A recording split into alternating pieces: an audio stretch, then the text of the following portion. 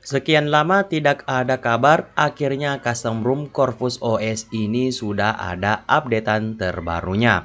Jadi langsung saja kita akan review. Audio Jungle.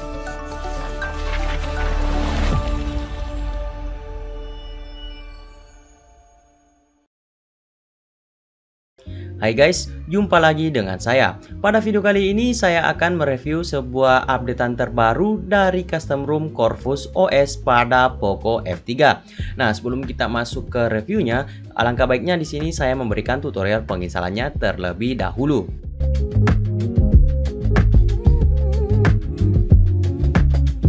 Sebelum itu, tentunya ada syarat-syarat yang perlu kalian penuhi sebelum melakukan flashing custom ROM ini. Yang pertama, tentunya kalian sudah melakukan yang namanya UBL ataupun unlock bootloader. Dan yang kedua, tentunya di sini kalian sudah memasang yang namanya custom recovery seperti TWRP ataupun Orangevox, guys.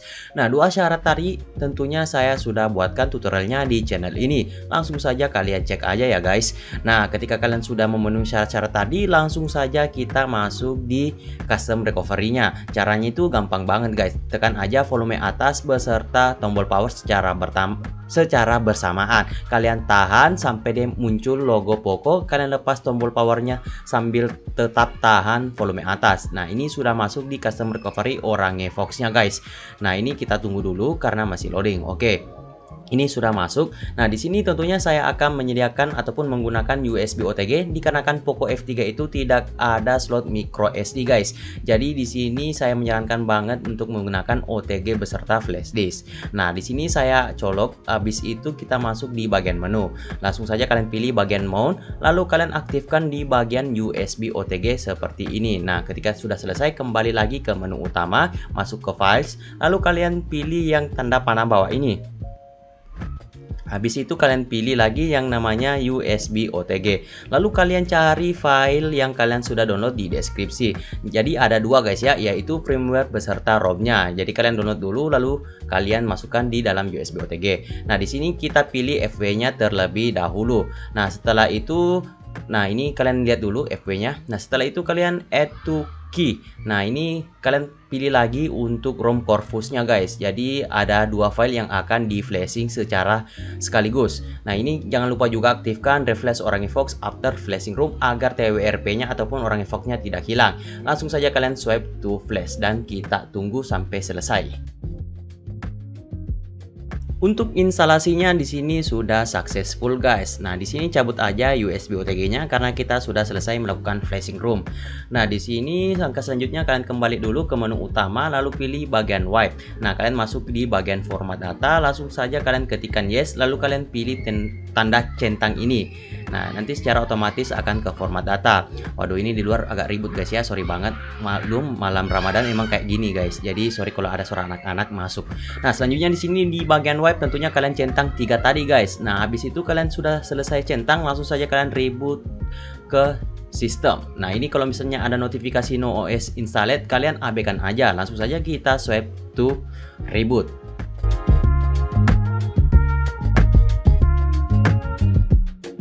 Lanjut kita review. Nah, di sini untuk aplikasi bawaannya tentunya ini sudah sangat minimalis guys ataupun sudah sangat sedikit. Dan di sini untuk aplikasi kameranya sudah menggunakan Gcam ataupun Google Camera guys, bukan Camera Go ya. Dan tentunya ini untuk Gcam-nya kalian bisa load config guys seperti ini. Wow, mantap ya. Jadi kalian nggak perlu lagi untuk pasang Gcam lagi. Nah, ini sudah terinstall guys. Dan untuk versi Gcam-nya sendiri di sini saya kurang tahu guys ya versi apa, tapi mantap lah ya pokoknya. Nah, lanjut di sini kita akan lihat untuk di panel notifikasinya. Nah, ini panel notifikasinya tentunya masih sama dengan Android 12 pada umumnya cuy. Nah, lanjut kita di sini akan lihat untuk di bagian setelan layar utama ataupun launchernya. Nah, di sini tentunya untuk launchernya bukan menggunakan Pixel Launcher, melainkan dia menggunakan pixel buatan dari Corvus itu sendiri. Mantap ya, tapi saya tetap lebih suka sih sebenarnya yang namanya Pixel Launcher. Tapi nggak apa-apa lah ya guys. Oke, lanjut di sini untuk widgetnya tentunya menggunakan widget Android 12. Tidak ada kendala sama sekali di bagian widgetnya. Nah, ini kita contoh dulu. Oke, kita pilih ini aja. Oke, mantap, berhasil bekerja dengan baik. Nah, selanjutnya di sini untuk bagian wallpaper dan gaya. Nah, ini untuk wallpapernya di sini tersedia ada Ravensworth. Sayangnya ini loading mungkin akibat jaringan saya kurang baik guys. Jadi kita skip aja. Nah, lanjut di sini ada tema gelap, tentunya ini berfungsi juga kok dengan baik. Nah, selanjutnya di sini ada icon bertema. Oke, mantap ya cuy. Dan di sini ada petak aplikasi yang bisa kalian pilih sesuka hati. Oh, ini banyak banget guys ya untuk pilihannya. Mantap cuy. Selanjutnya untuk di bagian setelan, tentunya ini ada perubahan ataupun modifikasi di bagian menu setelannya. Mantap cuy ya. Nah, ini kalian bisa lihat. Nah, ini di bagian pojok kanan atas tentunya ada Corvus versionnya. Nah, ini versi Corvus yang S2.1 Revolve guys. Dan di bagian bawah ini ada tulisan juga yang sebenarnya kurang kentara guys ya untuk di kamera. Nah, ini aduh, ini agak silo guys ya. Ini ada tulisan pokoknya. Langsung saja kita klik dan ini ada detail-detail lebih lengkap dari Corvus OS-nya. Seperti ini ya tampilannya, mantap. Nah, selanjutnya di sini ada lagi menu di bagian ini guys ya. Dan tentunya ini menunya merupakan menu kustomisasi yang dimana ini kalian sudah bisa lihat. Dan langsung saja kita intip-intip sebentar guys ya. Kalau misalnya agak kecepatan ataupun lebih cepat ya, itu kalian bisa stop aja videonya. Nah, ini untuk bagian tema. Lanjut lagi untuk bagian status barnya. Nah, ini status barnya seperti ini tampilannya. Lalu quick settings seperti ini juga. Lalu ada lock screen, ya seperti ini. Lalu ada baterai.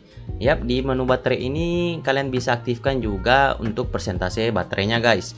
Dan selanjutnya ini ada di bagian notifikasi seperti ini. Lalu ada buttons dan navbar. Oke. Dan fitur lain-lainnya seperti ini. Oke, itulah tadi fitur-fitur kustomisasi yang ada di Corvus OS guys. Selanjutnya di sini ada di bagian tampilan. Nah, untuk di tampilan ini ada satu fitur yang saya tidak ketahui, yaitu aktifkan paksa Smart Dark. Nah, buat kalian yang tahu silahkan komen di bawah. Soalnya saya juga tidak tahu untuk fitur itu. Nah, selebihnya untuk fitur-fitur lagi yang di dalam tampilan ini kurang lebih sama guys ya. Ada pilihan refresh rate dan lain dan sebagainya. Oke, seperti itu ya. Selanjutnya di bagian tentang ponsel. Nah, ini ada versi Android-nya. Untuk versi Android-nya di sini sudah menggunakan Android 12. Sayangnya bukan Android 12L guys, tapi nggak apa-apa lah ya. Nah, untuk update keamanan Android-nya sudah 5 April 2022. Oke, paling terbaru. Untuk versi kernelnya sudah menggunakan custom kernel no kernel. Dan untuk Linux statusnya enforcing. Oke, seperti itu. Untuk safety net di ROM Corvus OS ini tentunya aman, baik di root maupun tidak di root guys. Oke. Selanjutnya di sini saya sudah menginstal sekaligus sudah mengetes untuk mengetahui performa dari custom ROM Corvus OS ini. Kita mulai dari Antutu benchmark versi 9.3.5 dan hasilnya seperti ini. Cukup standar guys ya. Dan untuk kenaikan suhu setelah kita ngetes itu seperti ini ya. Kalian bisa simak sendiri. Oke, mantap ya. Dan selanjutnya di sini ada Geekbench 5. Oke, untuk Geekbench 5 di sini tentunya mendapatkan skor seperti ini. Single core di 323, multi core di 2793. Oke, seperti itu ya. Dan selanjutnya yang terakhir ada CPU throttling dengan settingan default. Nah, di sini saya mengetesnya selama 15 menit dan hasilnya seperti ini.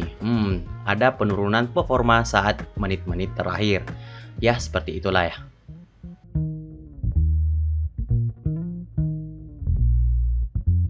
Untuk game pertama di sini ada game Genshin Impact dengan settingan grafik highest 60 fps. Nah, ini kita cek dulu ya biar lebih memastikan. Nah, ini kita set ke highest, lalu kita ubah fps-nya ke 60. Oke, selanjutnya di sini saya akan bermain dulu selama beberapa menit. Seperti biasa, saya cek suhu terlebih dahulu sebelum kita bermain. Nah, di sini suhu sebelumnya tentunya berada di angka 39 dan untuk di bagian belakangnya ini 40 guys ya, seperti ini. Oke.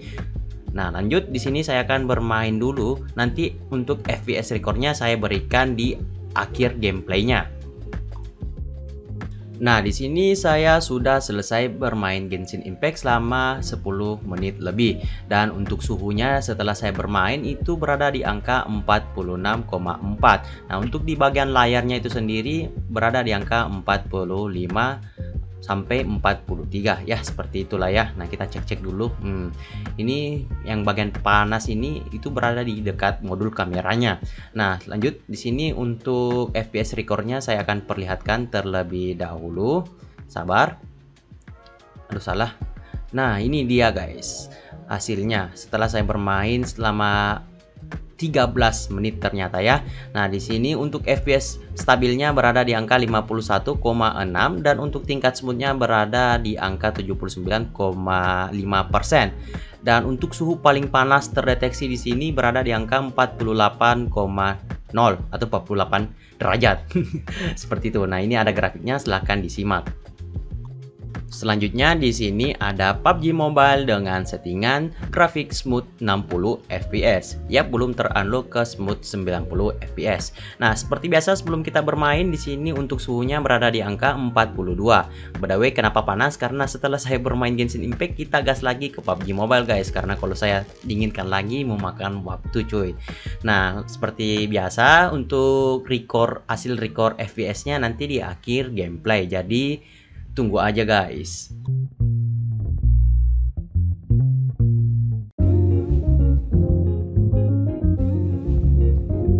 Setelah saya bermain selama 1 match walaupun saya tidak chicken dinner, kita langsung saja cek suhu. Untuk di bagian layarnya berada di suhu 43, untuk di bagian dekat modul kameranya berada di angka 44,7.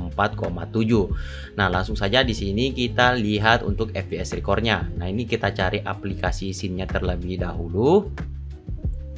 Nah, ini adalah hasilnya. Average ataupun kestabilan FPS-nya berada di angka 59 FPS dan untuk tingkat smooth-nya berada di angka 99%. Untuk suhu paling panas terdeteksi di sini berada di angka 45 Celcius. Seperti itu. Dan selanjutnya di sini ada Mobile Legends dengan settingan rata kanan ataupun ultra 120 fps. Dan langsung saja di sini kita cek suhu dulu. Di sini suhunya berada di angka 41 dan untuk di bagian dekat modul kameranya berada di angka 39. Dan langsung saja kita bermain dulu selama 1 match. Dan untuk FPS recordnya di akhir gameplay.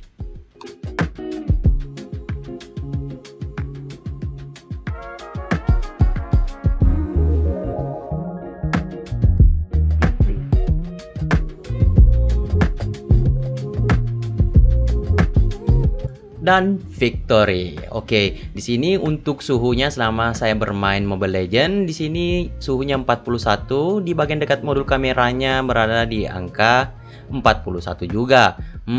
Oke, ini kita MVP guys. Wih, gila ini coy ya. Nah, lanjut kita lihat untuk FPS recordnya.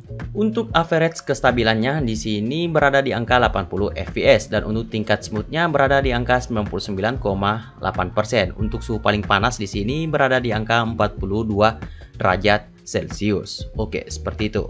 Mantap ya.